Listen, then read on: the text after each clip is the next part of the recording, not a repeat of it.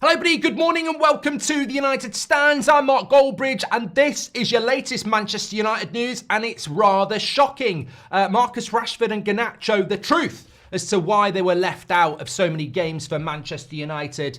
And I think that is really exciting to see how Amorim, and some would say exciting is a little bit unfair, but I think that actually, I think it is exciting because I think Manchester United need this this type of behaviour from their manager. They need this sort of forthrightness, confidence, and the fact that it's in the Athletic, and I'm just getting it up now, that's what she said. I think it's just really encouraging that we have a scenario going on where, let me just get that there. Okay, where a manager is just allowing it to be put out. I mean, effectively, it's a power play. And what we're talking about here is Rashford going out before games. Now, he's strenuously denying this, and it even says it in The Athletic. But in this article that's come out today from The Athletic, it basically lays bare the issues with Rashford, the truth. And what comes out from that, and we'll go through it all, is that Amorim thinks he's been out twice in the last few weeks, 48 hours before games. And what isn't in dispute is that his training performances are shocking, with some of them being described as tired. So something's going wrong there, isn't it? And look, Marcus Rashford and his camp can deny that he went out, but the bottom line is the club are clearly looking for reasons as to why you're underperforming in training compared to everybody else. They've got the data.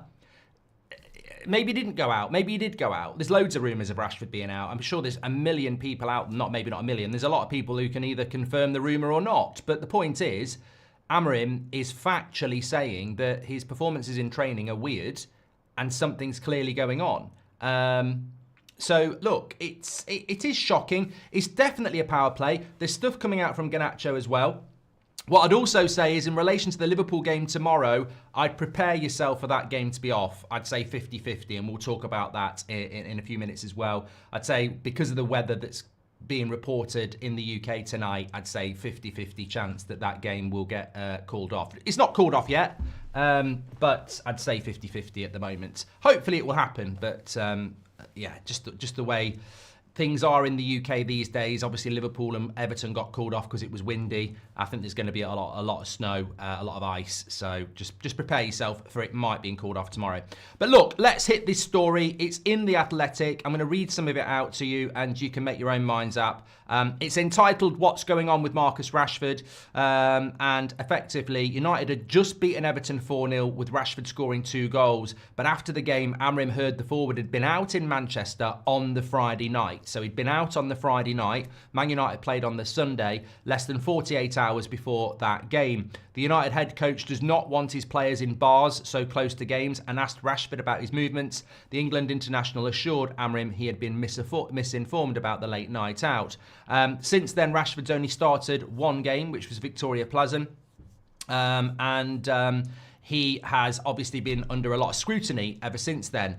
There is also talk that before the Manchester City game, he had been out as well, and that was something that Rashford again denied. The Athletic has spoken to multiple sources with knowledge of Rashford's situation, who did anonymously because they wanted to protect their relationships with Rashford, but they understood how a player with such a goal-scoring record being left out and describe it as complicated. 2 days later, on Saturday, December the 14th, in a final training session before Manchester United played Man City, Rashford put in a lacklustre performance at United's Carrington base, according to multiple sources, some of whom said he appeared to be fatigued. Claims circulated that Rashford had gone out the night before, with accounts reaching people at United. This, again, was strenuously denied by people close to the player. And Rashford is also known to feel he does not behave differently from other Premier League footballers, but faces much more scrutiny over his social life. I mean, look, there's a few more bits to pick up on there, but I think primarily we're reacting here to a news article from The Athletic talking about issues with Marcus Rashford. This, again, is a decent outlet when it comes to they wouldn't normally go in on Rashford. We had Andy Mitten last weekend, who wouldn't normally go in on Rashford, basically saying that Rashford's been an issue for years. We've now got The Athletic, who wouldn't normally go in on Rashford, saying that, you know, he's rumoured to have gone out twice before the Everton game and the Man City game, which Rashford has denied. But he has been in training, and multiple people have said he's been in training looking tired. I mean, tired, fatigued, hungover. Well, you know, what does that even mean? So I think that what you've got here is a player that for years, according to the Andy Mitten story, has been an issue, and a player that now, according to Athletic, is a player that turns up to training quite regularly, looking tired, and is rumoured to be going out 48 hours before games more than once. The rumour mill is a dangerous mill, and you know you need to wear protective clothing because you might get hit by shit that's not true. But the rumour mill around Marcus Rashford is incredible. I mean, Phil Cartwright says he denied Belfast as well. We're still waiting for that apology, aren't we, on Belfast, by the way, which we'll never get. But there is an incredible rumour mill around Rashford, and I do sympathise with him to a certain extent because other Premier League footballers probably do go out. There's rumours around Kyle Walker and people like that. But the bottom line is, I can't stand other people do this. I'd expect that from one of my kids. Oh, you know, what are you telling me off for? Seb did that yesterday. Yeah, I'm talking about you now and what you've done wrong. Stop looking to shift the blame to other people. You know, other players go out. Do they? Did you go out? Yes, but other people do. Shut up, not interested in other people. You're playing shit. You're the best paid player at the club. We're 14th in the league, and you're going out. I couldn't give a shit. I'll deal with the other players. I'm talking to you. Stop shifting the blame, because I think that is something that resonates quite frustratingly with a lot of fans, is that we're always looking to shift the blame. Other players do this, that and the other. I think the bottom line here is, and you know, we can speculate, we can confirm, we can argue, we can cast judgments, of course we can. But what is very clear from the words that Ruben Amorim has put out is that Manchester United and Marcus Rashford have had problems for many years. And this is why his consistency is so bad. Amorim has come in with a different approach. If you think about Ten Hag after Belfast, Rashford was starting and scoring for Man United less than a week after going out on the piss the night before training in a different country. I think Amorim has looked at this with Ineos and said, we need a different approach. He's never been held accountable before. He's never been left out of the team for a long period before. How has he responded to that? Well, he's responded to that by continuing to not perform in training. I think it's very obvious with Rashford. There's some big story about a private life issue. Very obvious. Very, very obvious. Whether that excuses it, makes a reason for it, I don't know. It's interesting because the Athletic article actually goes on to talk about, you know, other managers and how they dealt with the problems that that they had with Rashford. Ralph Rangnick, it says, was perplexed by Rashford. He wondered why he could perform well in training but couldn't do it in matches. You know, the only clarity for Rangnick was that Rashford insisted that he played on the left and didn't want to play on the right. Solskjaer had a good relationship with Rashford, but ultimately subbed Rashford and McTominay off in his last game at half-time. Ten Hag had a good relationship with Rashford, but that soured with Rashford not even saying thank you to a player that probably got him one of the best seasons he's ever had in his career. So look, every manager has had problems and confusions, which fits in with what was said last week by Andy Mitten. Every player, every manager has been left towards the end with their relationship with Rashford, where they're either subbing him off at half-time, or they can't get the best out of him, or the relationship sours. And I suppose the interesting thing with Amorim is that the relationship has just soured a lot quicker than it would have done with a lot of other people. I think there is a power play going on here. I think Marcus Rashford's had a good week in relation to his team. The Saudi Arabian bids make him look popular. The Instagram post about Sun and the agency, again, makes it look like he's taking control. But I think Man United have finished the week with this, you know, drop to the Athletic, which sort of just goes back to the core problem. Saudi Arabia might be interested in you rejecting them. ooh, you might be doing Instagram posts about articles that you say aren't true. So, look, the cynic in me says that this is a power play. And I think it's been a power play between Man United and Rashford for a few weeks now. Man United have been dropping him. Rashford drops an interview the club didn't want him to, saying he wants a new challenge. Man United keep dropping him. Rashford, oh, I've got people interested in me. I'm rejecting bids here. This is a load of rubbish. Marcus Rashford's quoting The Sun. Manchester United drop a story to The Athletic behind a paid subscription with credibility, saying that bottom line is he's been out a couple of times. That's the rumour. And he's turning up to training and he's not working hard. And it just takes the conversation back to Man United, again, having the power and saying, look, this is why he's not playing, because he turns up to training and he doesn't work hard. And the rumours are that he's still going out. So to me, I just look at it and I think it's a power play.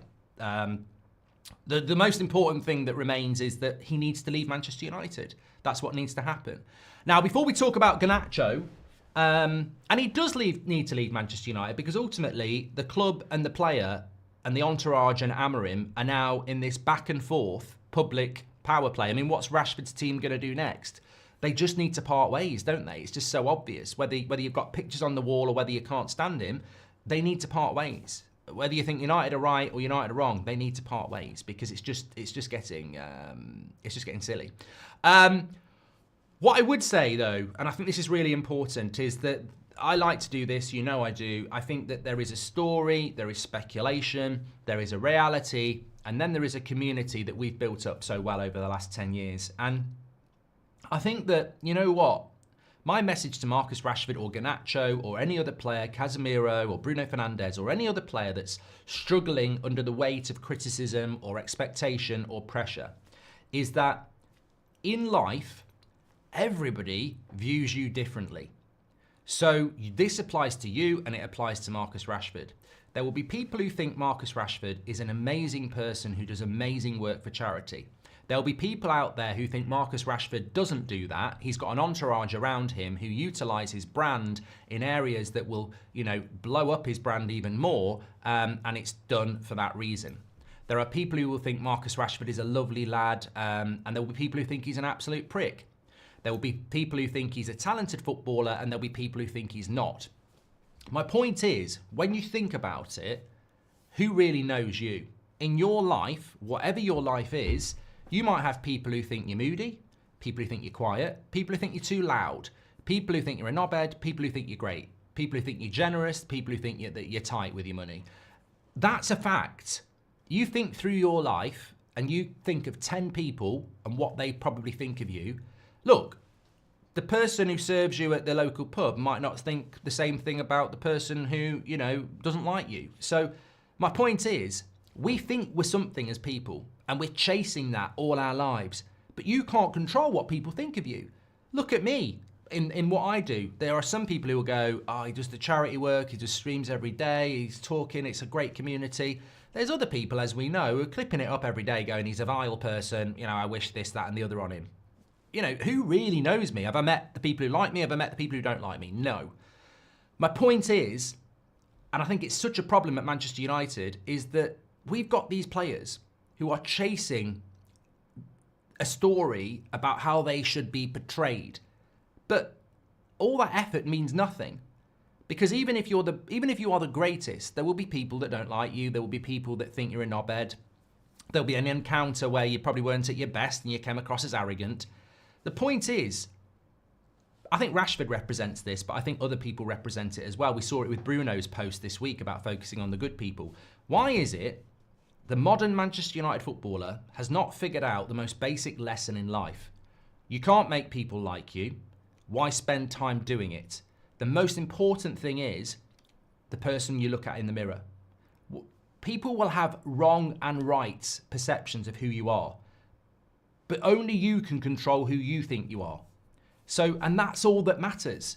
So if somebody thinks Rashford's a party animal who doesn't turn up to training and doesn't care about the shirt, and that bothers Rashford, why? Because you know what you're doing. You know whether you're a party animal and doesn't care, or you know if you're misunderstood. if you're misunderstood, only you can change it. Stop chasing stories and, PR, and just focus on the only opinion that matters.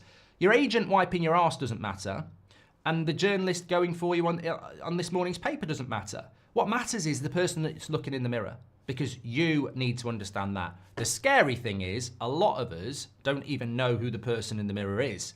But you can control it. And I think this is just so important in the modern world beyond football. But I just think so many of Man United players are chasing what people think about them.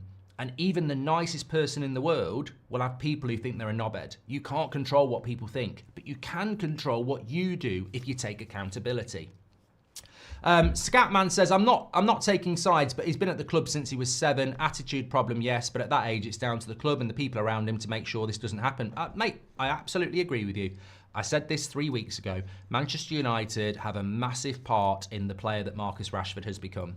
They have used him as a brand to make money. They have protected him when he's been doing stuff like this for years. They have created this issue as much as the people around him have as well. And in some ways, Manchester United have been an irresponsible parent because they had the power. They had the power to do things about this when it was happening, and they swept it under the carpet. They promoted it. They allowed it to happen, and they definitely did.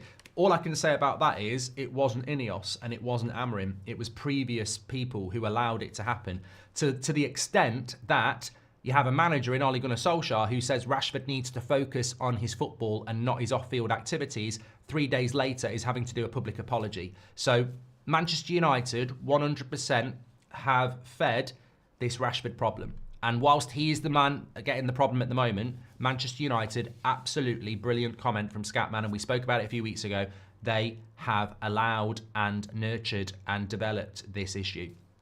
But it needs to be resolved, and there are people at the club now willing to do it.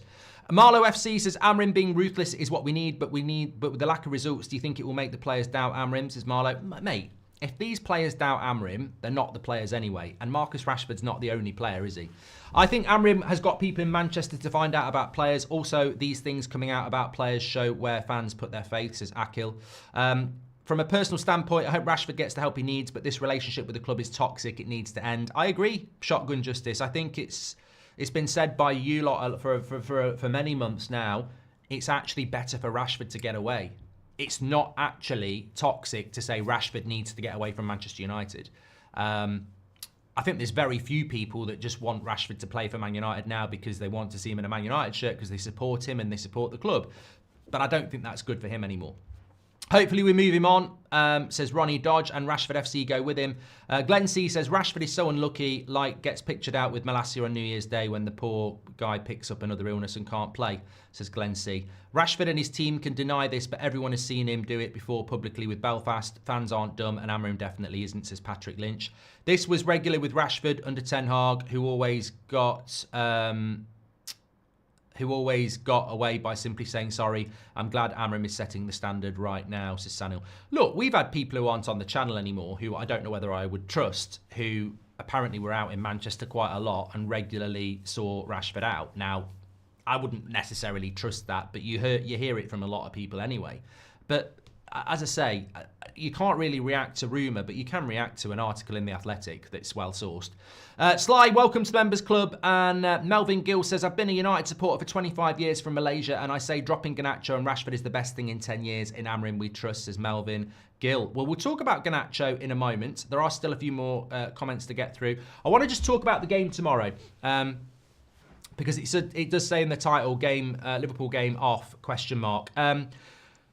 It's been a rumour for a few days. It's not been a rumour. It's been a development for a few days that we're in for some pretty hefty weather in the UK tonight. Now, when I say hefty weather, some of you would go, "Oh, that's just the normal weather in where I'm from." But basically, from about 7 o'clock tonight, there's a 70-80% chance that it's going to chuck it down with snow. Now, they're talking about accumulations of 30 centimetres. I'm looking at the Liverpool weather now. They're going to get it from about 8 o'clock tonight.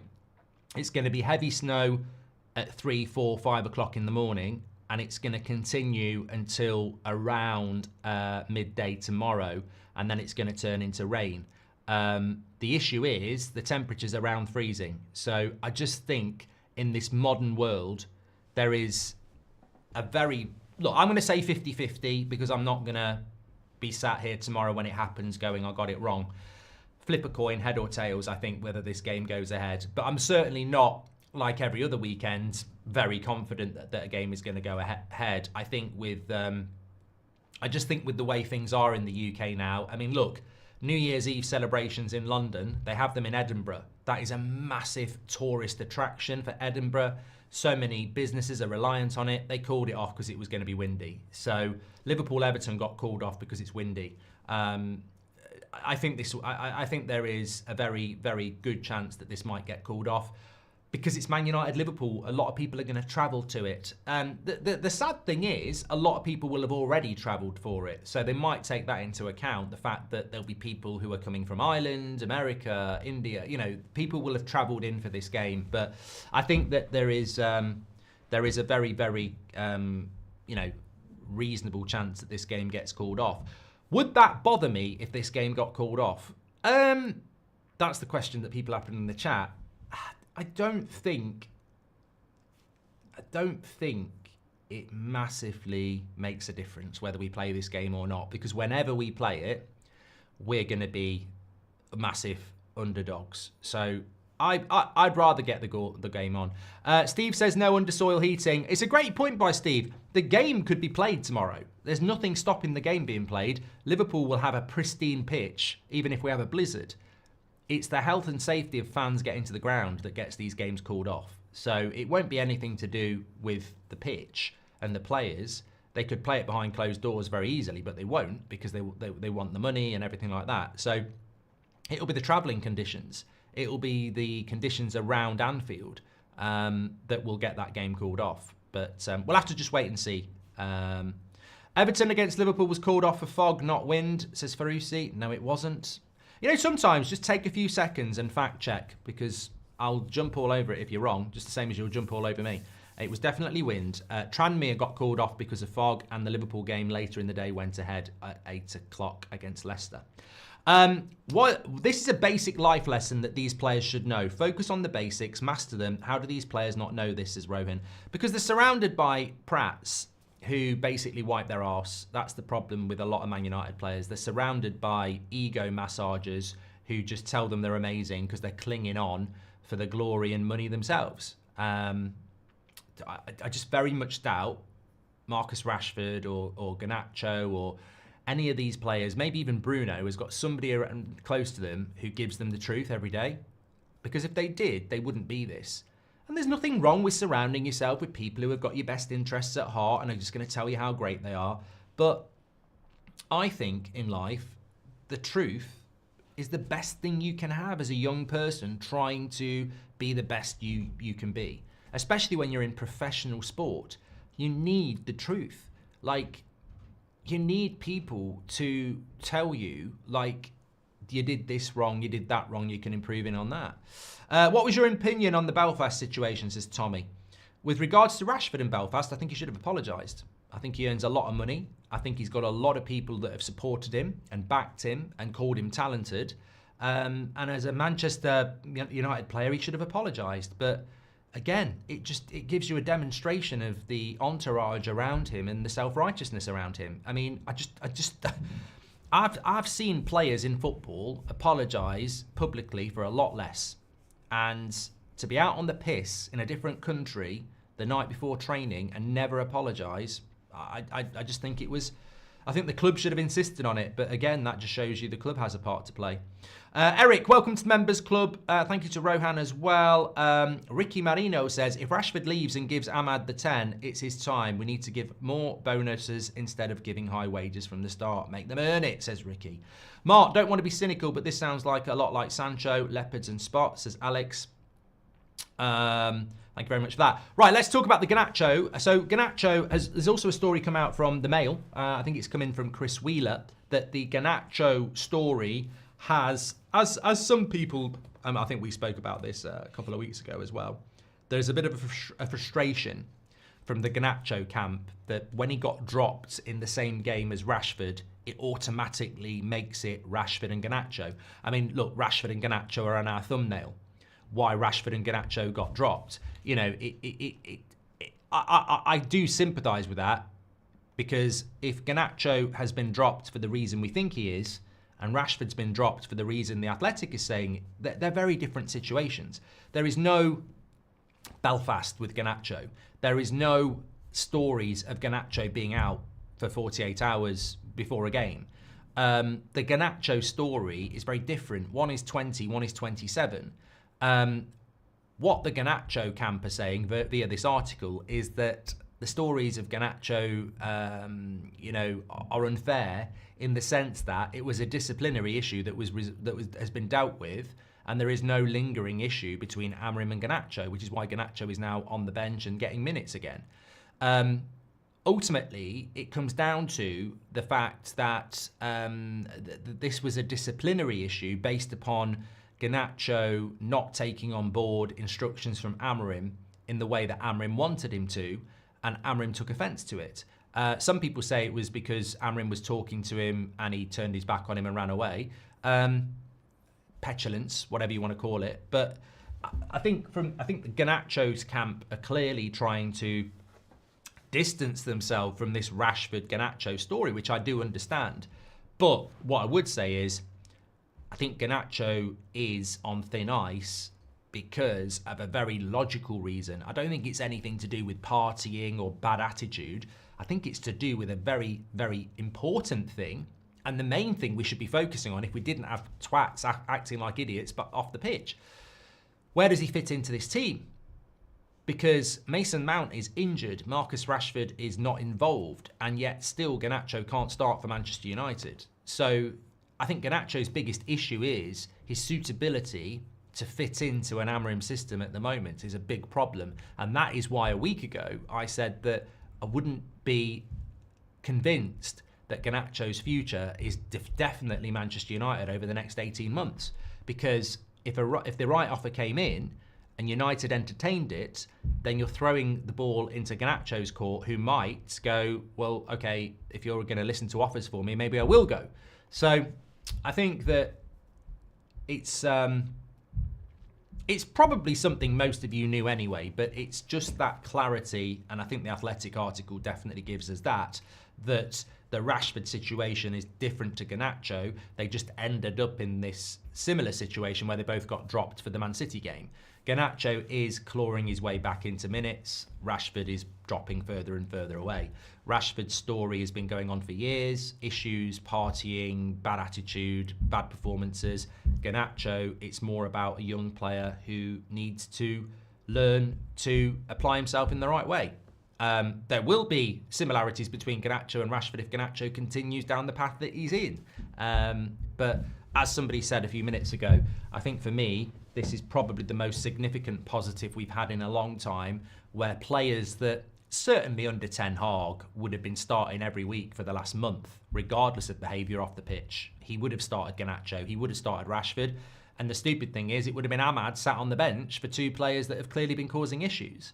That's not happening anymore. So I think that has to be a positively. Danny said, seemingly Rashford's on Diddy's list. No wonder his head's not in the game. I hope the match is off tomorrow. Danny, I've never heard anything like that. And obviously we do not confirm or converse about that. But Danny is hoping the game is off tomorrow. Let me just run a poll on this, actually. We are a community. Would you like the game called off tomorrow? Yes or no? Let us know. Talking about football, by the way, that's football today. Double watch along.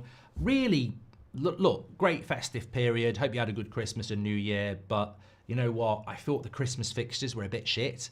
There wasn't many games over Christmas that I mean, Man United were terrible, but there wasn't really many games that I was like excited about. I think today there's some really good games like Tottenham, Newcastle I'm looking forward to, Brighton, Arsenal at 5:30, and there's a couple of good games for us to watch today. So I'll be on That's Football doing watch-alongs and the normal banter and chat. So join me on That's Football for that. Why can't Garnacho play on the left wing back? He's shown energy to track back, and I've seen him win the ball on the edge of our box. I agree with you, Mythic. I think he can play in that position. Yeah, I do. I really, really do. But obviously, Amorim doesn't at the moment. Just a final thing from that article by The Athletic. Ruben Amorim's treatment of Rashford is aligned and backed by those above him, including Sir David Brailsford, Omar Barada and Jason Wilcox. Again, all new people in the last 12 months who have got nothing to do with how he was treated in the past, which is obviously very favourably. Chris Wheeler on the Garnacho story said Garnacho appeared to turn his back on Amorim and walk away while the United boss was giving him instructions on the touchline before he came on against Victoria Pilsen and the Europa League 3 days before the Manchester derby where he was dropped. Representatives for the player denied that he was being disrespectful and put it down to a misunderstanding. So, you've got one player who's been at it for years, who isn't turning up for training and playing well, and is ill a lot, and also is rumoured to be out 48 hours before games quite regularly. Rashford. You've got Garnacho, young player who may or may not have turned his back on Amorim when he was giving him instructions to come on in a game of football. Both players are being thrown into the same circus at the moment, but there is a very, very distinct conversation between the two. I'd say this: where are you at the moment? I'll tell you where I am. I'm not thinking about the money. I'm just thinking about the future. We're 14th in the league. We're absolutely dreadful, and clearly, we're never going to be good with this set of players. So we need real structural clear out. If he sold Rashford and Garnacho this January transfer window, I'd just move on. I'd love to have prime Rashford and the Garnacho talent, I believe, playing for Manchester United, giving it week in, week out. But if they're going to go, they're going to go. And look, maybe this just comes from age and experience, because I've seen Ronaldo leave and go to Real Madrid and win Ballon d'Ors. I've seen David Beckham leave when he was in his prime. I've seen Jaap Stam and Van Nistelrooy go in their prime. I've seen Roy Keane get booted out of the club. I think when you've seen legends booted out, you're not going to lose any sleep over Rashford and Garnacho getting booted out. And I don't want Garnacho to go. I think Rashford has to go. I think he has to go for him. I don't think there's any way back there. There might be a way back with Garnacho, and I hope there is. But if he goes, he goes. I'd rather get the battering out of the way, says 56 Circular. The thing is, as well, if the Liverpool game got postponed, when would we play it? I mean, I know we're going to get beat, but it's not a bad time for us to play it. If the game got rearranged to April or May, when we might be playing Europa League games and you're having to play 3 games in a week, I ultimately would rather get the game out of the way, I think.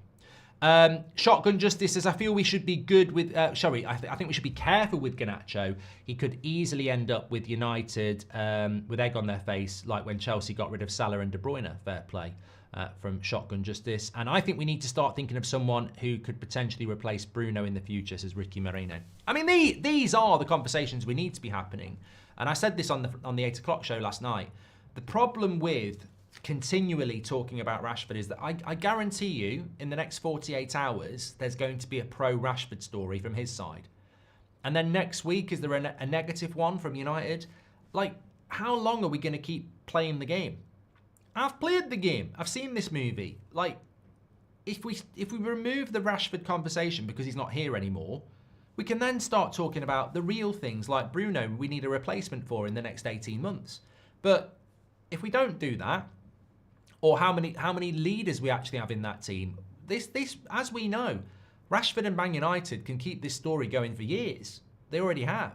So I think we need to move on. And the only way we're going to move on is by, parting ways. At this point, no one should be safe, says John. We're 14th. We don't look like we're improving. It just has to be you're good enough or not. End of story. Exactly, John. And I don't know how many of you saw the preview I put up yesterday, but Martinez is not in my starting lineup. I'd go Maguire, Yoro and De Ligt to give us more height and mobility at Anfield in a back 5. So I'm dropping Martinez. That doesn't mean I'm selling him, but I'm dropping him. And if I'm dropping him for a reason. And long term, maybe he isn't the right guy for Man United. Maybe he is. But it's that ability to go, nobody's safe. And we need that. We absolutely do. Ian Carlton says, Happy New Year, Mark, to you and the team. Rashford has to go. There can only be one winner of this power struggle. Amrin must be able to do it his way. And it sounds like the club are backing him on that one, Ian. Happy New Year to you. Okay, I'm going to go get myself some breakfast. I slept in late today, but I am feeling fresh. We will keep you up to date with any developments about the game being called off or on and the weather. But the best place to get the updates for that is just to tune into That's Football from 12:15 today. I'm doing Newcastle's trip to Tottenham, and then at 5:30 I'm doing Arsenal against Brighton. We will have content on the United stand if anything happens in between then. But we have an 8 o'clock show on a Saturday night tonight. Love that. It might even be snowing. I might even be able to do some live footage of the snow if you keep an eye on my Instagram and stuff like that. FC 25 will be back, Mario. It's just been a bit hectic. Mike's off for some breakfast time as well. Absolute legends. Hope you're feeling good. I feel like we need to get this tree down and get on with the year. Lots to get our teeth into. Thanks everyone for watching, and let's see what happens. 61% of you don't want the game to get called off, by the way. 39% do. Legends, make sure you smash a like and subscribe. I'll speak to you a little bit later. Join me on That's Football in about an hour and a half.